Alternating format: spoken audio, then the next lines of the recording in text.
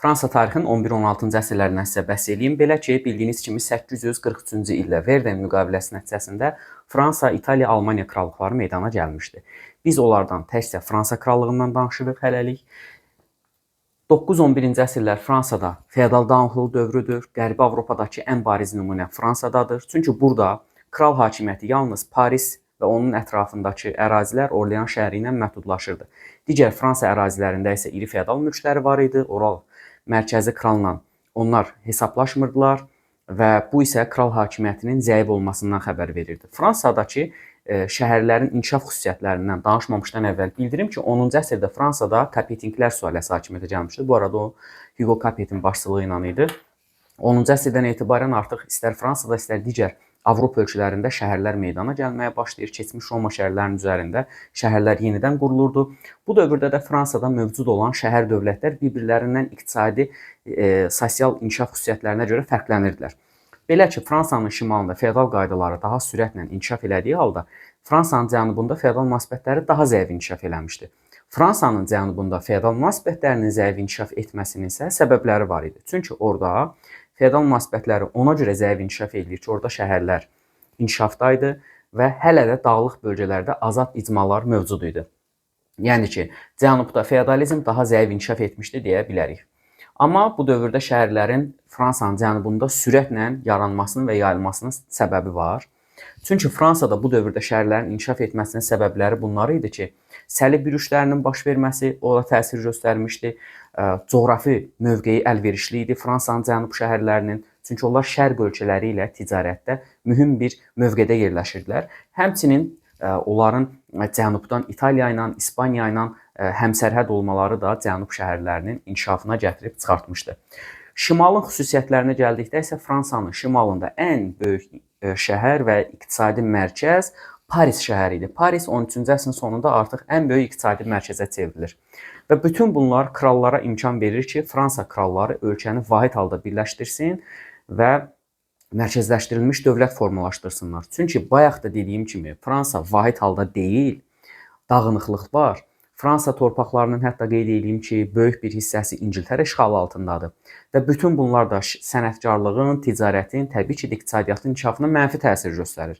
Demək, Fransa kralları nə etməlidir? Ölkəni birləşdirməlidir ki, iqtisadi inkişaf bərabər səviyyədə davam eləsin. Və Fransanın birləşdirilməsinə elə şimaldan, Paris şəhərindən başlanılır. Bundan sonra hətta qeyd edeyim ki, 12-ci əsrin sonunda mərkəzləşməyə ən böyük maneə iri feodallar olsa da, onların arasında bir münaqişə baş verir, müharibələr baş verir. Ara müharibələrinin baş verməsi krallara imkan yaradır ki, onlar feodalların zəifləməyindən istifadə eləyib, neynəsinlər? Ölkədə mərkəzi hakimiyyət qura bilsinlər. Və bununla da 12-ci əsrin sonu, 13-cü əsrin əvvəllərində hətta İngiltərə ilə aparılan müharibələr nəticəsində Normandiya, Akvitaniya, daha sonra isə Tuluza ərazisi ingilislərdən azad olunur. Və bu torpaqların azad olunması nəticəsində də ingilislərin əlində çox kiçik deməli, mülklər qalır. Yəni Fransa öz ərazilərinin böyük bir hissəsini ingilislərdən azad edir. Artıq 14-cü əsrin əvvəllərinə gəldikdə, 14-cü əsrdə Fransadakı torpaqların böyük bir əksəriyyəti kralın nəzarəti altındaydı. Krallar mərkəzi hakimiyyəti möhkəmləndirmək üçün, kral hakimiyyətini möhkəmləndirmək üçün təbii ki, bir sıra islahatlar həyata keçirdilər. Bunlar nələrdən ibarətdir? Krallar deməli bölgələrə öz yaxın adamlarını təyin edirlər. Kral məmurları təyin olunur. Azad olunan ərazilərə və hansı ki, feodallardan alınan torpaqlara öz məmurlarını təyin edir. Həmçinin bölgələrdəki kral məhkəməsi artıq ali məhkəməyə çevrilir. Yəni əsas məhkəmə orqanı kral məhkəməsi olur.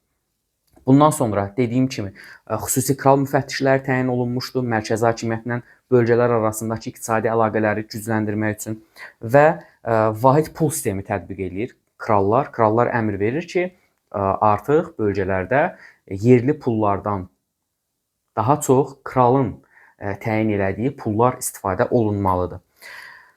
Fransanın ən güclü krallarından biri olan 4-cü Gözəl Filipdən gəlin sizə danışım. 4-cü Gözəl Filipin dövründən 4-cü Gözəl Filip indiki Belçika ərazisində olan Flandriya uğrunda mübarizə aparır və bu mübarizə zamanı hansı ki o deməli kilsə üzərinə vergi təyin edir. Bu dövrdə də Fransada olan kilsələrin əksəriyyəti Roma papasına tabe idi. Roma papasının mülkü idi.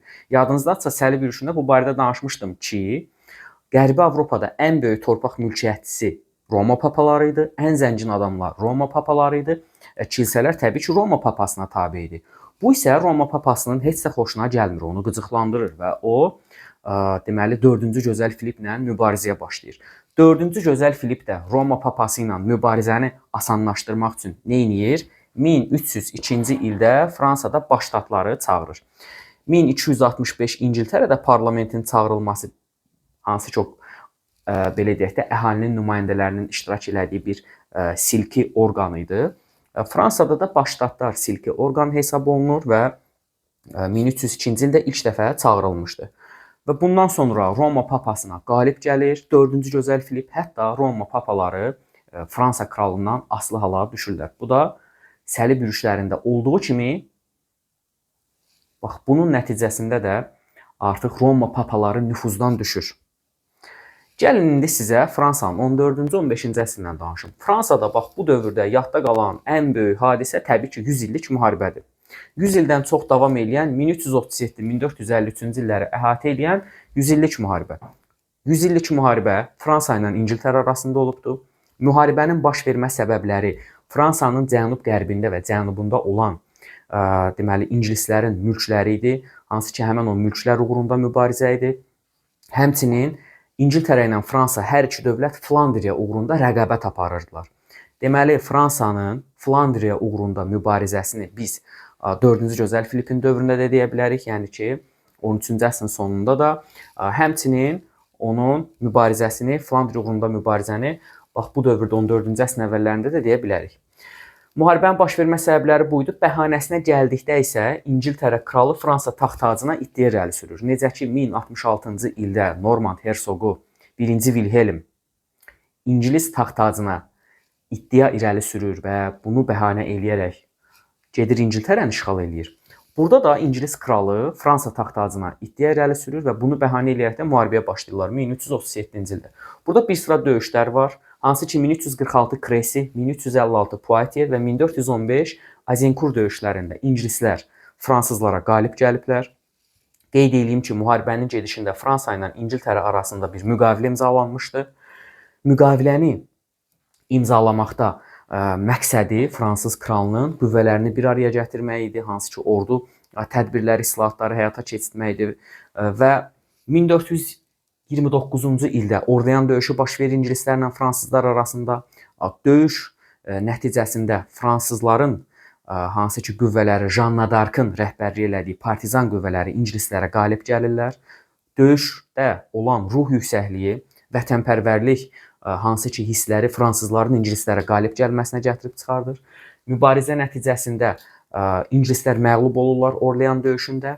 Və bu döyüşdən sonra fransızlar ardıcıl qələbələr qazanaraq və artıq 100 illik müharibənin sonuna doğru da daimi nizami ordu formalaşdıraraq ingilislərə qalib gəlirlər.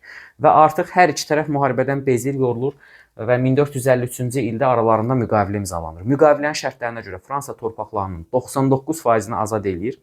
Bir dənə ərazi istisna olmaqla sadəcə Kale şəhərində olan liman keçir ingilislərin ixtiyarına. Kale limanından başqa Fransa bütün torpaqlarını azad eləyir. Lakin müharibə hər iki dövlət üçün ağır təsirlər göstərir. Hər ikisinin iqtisadiyyatı zəifləyir. Müharibələr dövründə hər iki dövlətin ərazisində kəndli müharibələri baş vermişdi. İngiltərədə bu Taylor üsyanı idi 1381-də.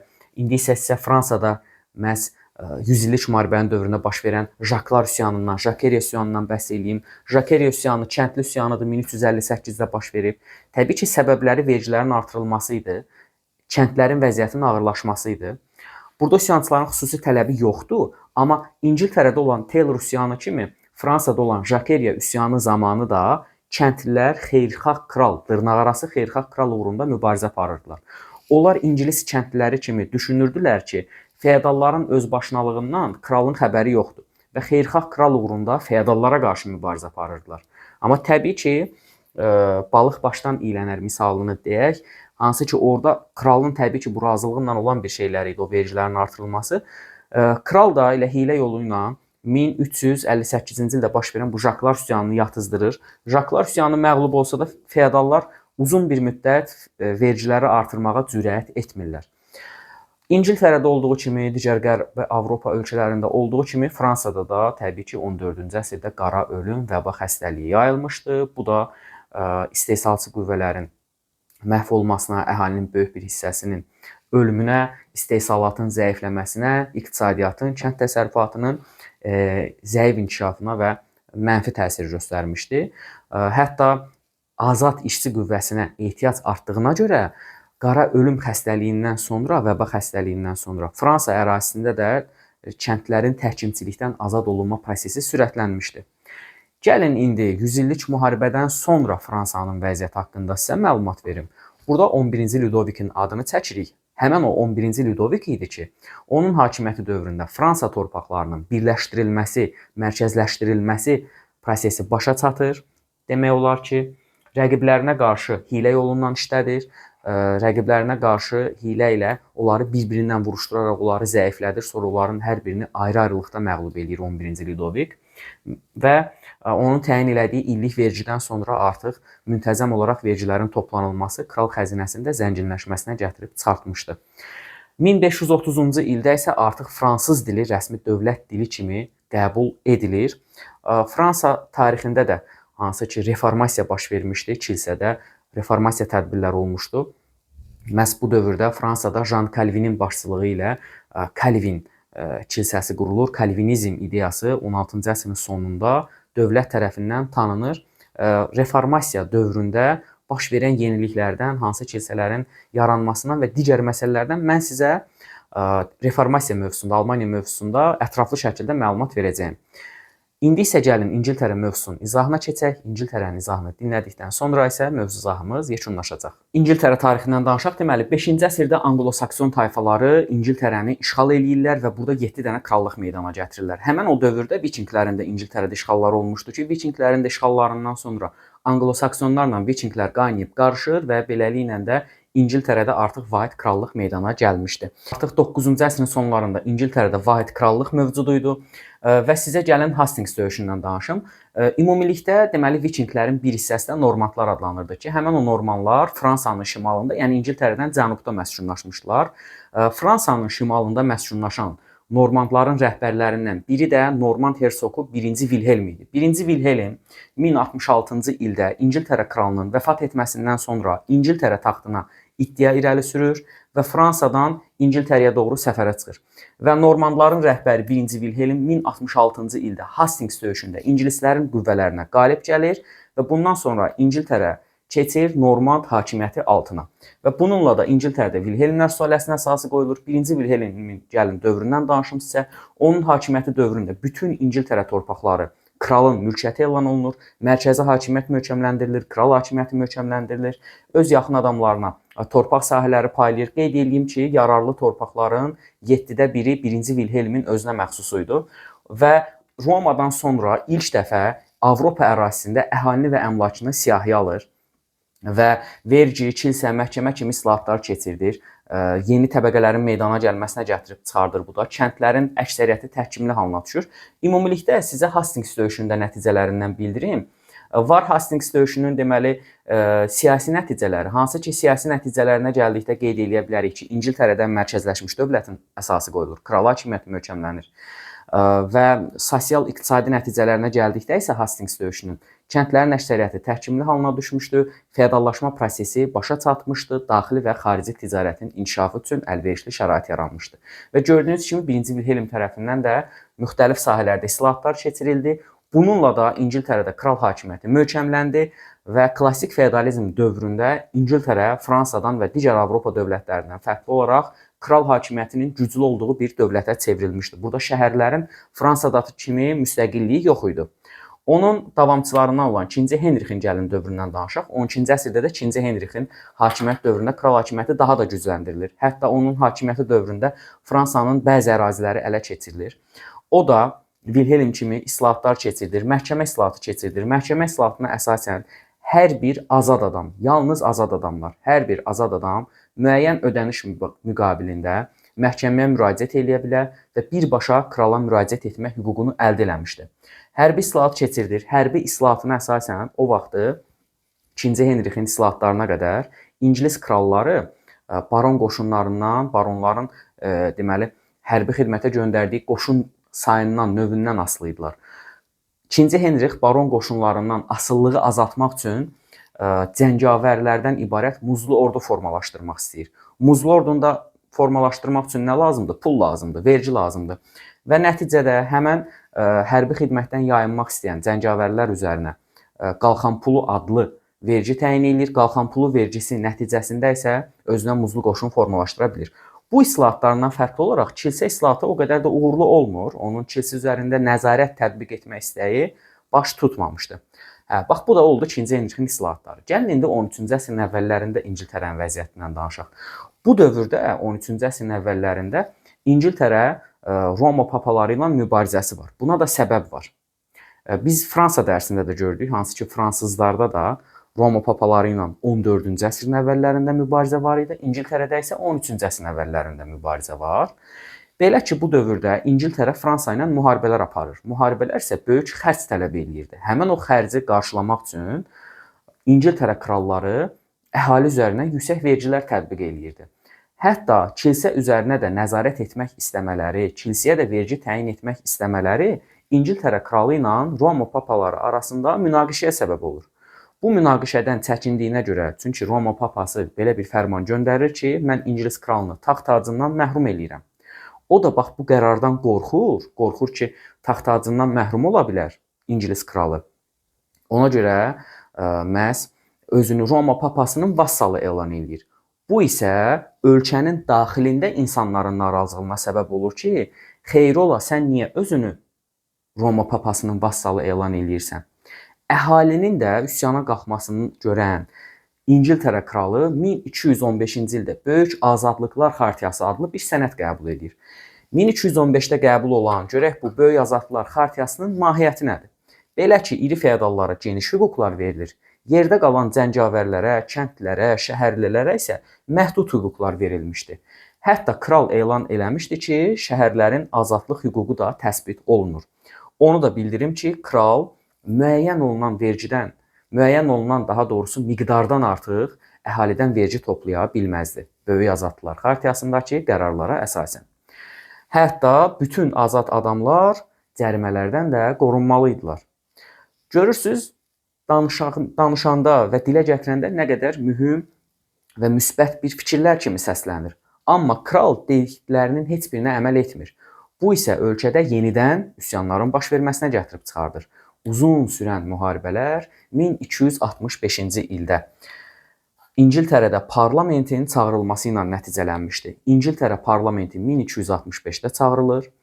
İngiltərə parlamentində cəngavərlər, şəhərlilər, ruhanilər və əhalinin demək olar bütün təbəqələri iştirak edirdi. Yalnız kəndlərdən başqa digər əhali üzvləri həmin o parlamentdə iştirak edir, öz nümayəndələrini parlamentə göndərə bilirdilər. Qeyd edeyim ki, İngiltərədə parlament qanunverici orqanı idi, vergilər təyin edə bilirdi. Hətta 14-cü əsrdə bir dənə də hüquq alır parlament, qanunların verilməsində də hüquq əldə etmişdi. Bax, bu da İngiltərədə yaradılan parlament və onun səlahiyyətləri idi. İndi gəlin biz keçək 14-cü əsr tarixinə İngiltərənin. Hissə-hissə getdik, 11, 12, 13, indi danışırıq 14-cü əsrindən. İngiltərədə və təbii ki, digər Qərbi Avropa ölkələrində 14-cü əsrdə bildiyiniz kimi qara ölüm adlanan vəba xəstəliyi yayılmışdı. Həmin o vəba xəstəliyi nəticəsində İngiltərədə əhalinin 1/4 məhv oldu, öldü.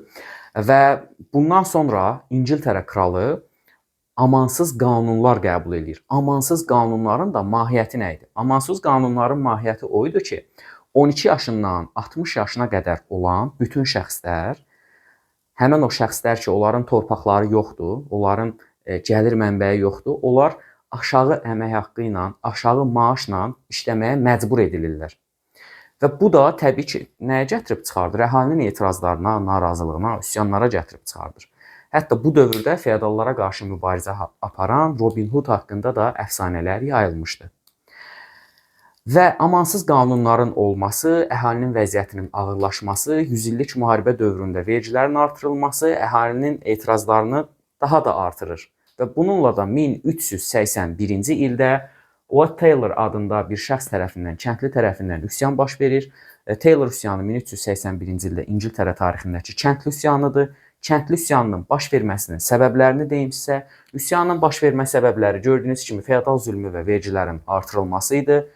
Digər üsyanlardan fərqli olaraq, məsələn, Fransadakı üsyandan fərqli olaraq Taylor üsyanının konkret tələbləri var idi. Onlar dırnaqarası xeyirxah kralla görüşməyə gedirlər.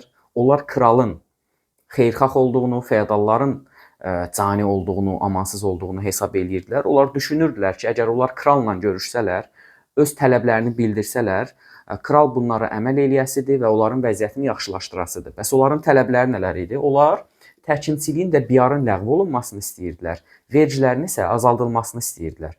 O dırnaqarası xeyirxah kral üsyançılarla görüşür, deyir narahat olmayın, bütün sizin fikirlərinizə hörmətlə yanaşıram, amma sonradan hiylə və xəyanət yolu ilə Taylor üsyanını yatızdırır. Düzdür, Taylor üsyanı Fransadakı Jacques üsyanı kimi məğlub olur. Amma ən azından bir sıra mühüm nəticələr olur. Taylor üsyanı yatızdırılsa da, üsyandan sonra kəndlilərin təhkimçilikdən azad olunma prosesi sürətlənmişdi, vergilər azalmışdı. Qanunlar isə yumşalmışdı, amansız qanunlar isə yumşalmışdı. Gəlin indi keçək İngiltərənin 15-ci əsrindən danışmağa. İngiltərədə 1455-1485-ci illərdə 30 il ərzində feodal qarşıdurmaları, feodal çəkişmələr olur, hakimiyyət uğrunda mübarizə olur.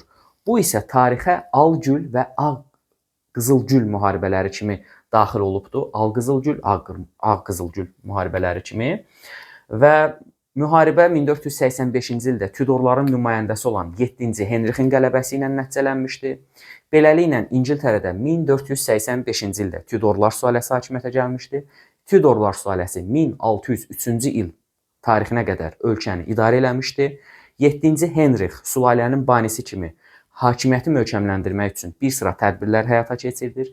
Gəlin indi sizə həmin o tədbirlərdən danışım. Onun tədbirləri nəticəsində iri feodallara qarşı mübarizə aparılır. Feodal hərbi dəstələri ləğv edilir, ara müharibələrinə son qoyulur, zadəganların və orta təbəqənin üzərində daha az vergi qoymaqla onları özünə tərəf çəkmiş olur. Və bütün bunların nəticəsində də İngiltərədə mütləq monarxiyanın yaranma prosesi başlayır. 16-cı əsrdə hətta İngiltərədə reformasiya dövründə kral kilsəsi yaranmışdı. Belə ki, İngiltərədə olan kilsə birbaşa krala tabe olmuşdu. Bu Anglikan kilsəsi adlanırdı. Bundan reformasiya mövzusunda da sizə ətraflı danışacağam. İndi gəlin İngiltərənin ən məşhur nümayəndəsi olan, yəni söhbət Tudorlardan gedir. Tudorların ən qüdrətli nümayəndəsi olan xanım hökmdar 1-ci Yelizavetadan danışaq. 1-ci Yelizavetanın dövrü İngiltərə tarixində Tudorların qızıl dövrü, İngiltərə tarixinin qızıl dövrü hesab olunur. Yerli ticarəti, sənayeni, yerli məhsulları himayə etmək üçün proteksionizm siyasəti yürüdür. İngilis mallarını xarici rəqabətdən qorumağa üstünlük verir. Nəticədə toxuculuq daha da yaxşı inkişaf eləyir. Dənizlərdə İspaniya ilə rəqabət aparır, hansı ki, müstəmləkələr uğrunda İspaniya ilə mübarizə aparmışdı. Onun əmri ilə İngilis quldurları İspan gəmilərinə hücum eləyir və nəticədə 1588-ci ildə İngiltərə ilə İspaniya arasında tarixdəki məşhur döyüş olan La Manche dəniz döyüşü baş verir. O dövrə qədər İngiltərə İspaniyadan üstün deyildi. İspaniya dənizlərin ağası idi, hökmranı idi və onların hərbi donanması adlanırdı məğlub edilməz armada. Amma İngilislərlə qarşılaşana qədər 1588-ci ildə məğlub edilməz armada məğlubiyyətə uğradılır. Dənizlərdə üstünlük İspaniyadan İngiltərəyə keçir və bu İngilislərin gələcəkdə Şimali Amerikada koloniyalar yaratmasına gətirib çıxardır. Bu Yelizavetanın dövrü idi. Onun varisi olmadığına görə o vəfat edəndən sonra Tudorların hakimiyyəti başa çatır, Stuartların dövrü başlayır. O barədə də İngiltərənin müasir dövrü ilə bağlı da təbii ki, sizlərə yeni video izahlar təqdim edəcəm. 16-cı əsrdə İngiltərədə çəpərləmələr meydana gəlmişdi. Çəpərləmə nədir? Bu barədə də sizə danışım. Hansı ki, feodalların zorla kəndlilərin torpağını ələ keçirməsi, kəndlilərin torpaqsızlaşması çəpərləmə adlanır.